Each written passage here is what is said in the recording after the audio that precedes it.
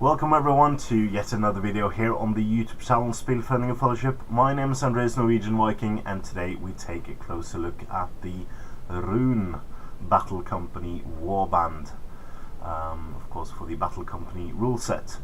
Now the backstory of Rhun is as follows. Just to the northeast lands of Mordor are the Runish lands of the Easterlings, a mysterious people. The Eastlings are ruled by a complex system of honor and devote themselves to the worship of Sauron, who they view as a noble and vengeful deity. Well-disciplined and fierce, the soldiers of Eastlings are becoming a more frequent sight in the lands around Gondor as Sauron seeks to close the noose around his old foes. So, for all warbands in the Battle Company series, you get the choice either to start with a example warband as example starting warband, or you can make your own from the reinforcement list. Now they only have one type of warrior, so the example starting company is Eastling warriors with shields, 2 of them, 3 Eastling warriors with shields and pikes, and 2 Eastling warriors with bows, for a total of 59 gold. Now, the Eastling warriors get 7 gold each, and you can equip them with shield, pike, and bow for 1 gold, or 9 gold and armored horse. The hero equipment list, because you can nominate 3 heroes, and basically one of them becomes a captain with 1 might, fate, and will, and the other 2 become sergeants with 2 fate each. Now the heroes can take extra equipment. Now the normal warriors can only take equipment they normally could take as in a normal SPG battle. So you cannot upgrade a normal Eastling warrior with a horse. They have to be upgraded for that, and I will talk about that a bit later. But the heroes can take whatever equipment they want from their lists, and the list is as follows. So for 1/5 gold, number after the slash being what they need to pay if their combined attack or wound is exceeding 2 points. So if they get 1 upgrade or either wounds or attack, they need to pay more for that. So 1/5 gold is an Eastling halberd, Eastling falchion, shield, pike, or bow. For 9/15 gold, get an armored horse. Now we talked a bit about promotions, and the Eastling warriors can indeed get better. So an Eastling warrior can become a Eastling cataphract or a black dragon warrior, and then again a black dragon warrior can become a black dragon cataphract. Now, personally, I would want another promotion table where you can get the Eastling cataphract can become a black dragon cataphract. And my reasoning for this is that you can get an all-mounted warband with either route. So you could go for Eastling warrior to black dragon warrior and then to black dragon cataphract, getting the fight for first. Or you can go for the mounted version. So you go Eastling warrior, then Eastling cataphract to get the mount, and then to the black dragon cataphract. So that's the way I would do it. But then again, I didn't write the rules. So there are a number of special rules for the warband, and of course the special rules you can get is when your hero gets an upgrade, he or she can roll on the table, and if the hero gets a 5, you get to roll on the special rules tables.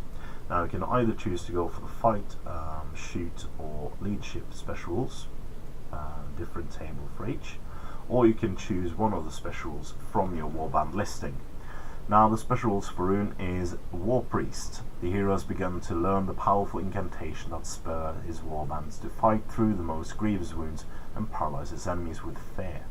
The first time this rule is chosen, the hero gains the Fury magical power and casts on a 3+ and has a range of 6 inches.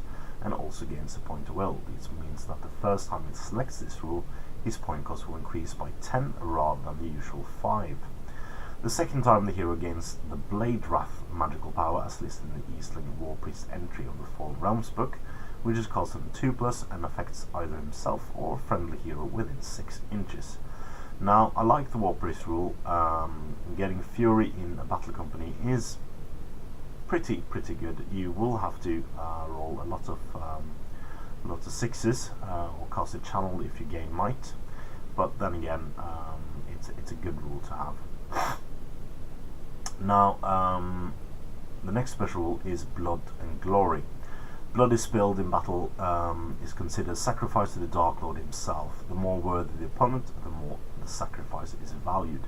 If the hero kills an enemy hero, he immediately regains a single might point expended early in the battle. So again, a good way to get back some spent might points to mop out those extra heroes he or she might have. Next one is Unyielding Combat Stance. Trained to receive and redirect the energy of enemy blows, the hero maintains a sure footing from which the counterattack. Whenever this model is knocked down for any reason, roll d6. On a 4+, he keeps his foot and is not knocked to the ground. Also, the hero may not become trapped whilst on foot. So, of course, if this model is mounted, this of course means that the hero is first knocked down and then he stands up, so he will lose his mount even if he rolls a 4+, but it's a good rule to not be trapped or otherwise damaged. The last one is Combat Mimicry, and this is a good special rule. The heroes learn to study his opponent and adjust his fighting technique to perfectly counter the enemy. At the start of the fight phase, the hero can elect to use the fight, strength and or attack values of his opponent instead of his own. He does not need to adopt all the statistic. He could forever, for example, adopt only the fight value. So quite a good rule this, taken of course from the Umbar Ringwraith, and a good rule at that. So might be worth noting this rule. So the last one is the Quicksilver Blades, and this of course is the relic for the Eastling Warband. The Quicksilver Blades are 2 heirloom blades with keen edges and perfect balance, entrusted to only the most skilled fighters. When fighting on foot with the Quicksilver Blades, the hero must choose to fight in one of 3 different ways each fight phase. Hero can fight with just 1 sword, 2-handed, with 2 swords plus 1 attack, or parry counting as shielding. So all the good weapons, with the exception of the spear. So not much else to say about the Rhun warband. I would personally go for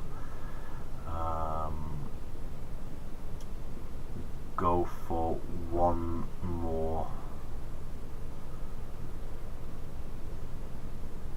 Eastling warrior than the starting company with a shield, and then upgrade all 3 of them to heroes and give 2 of them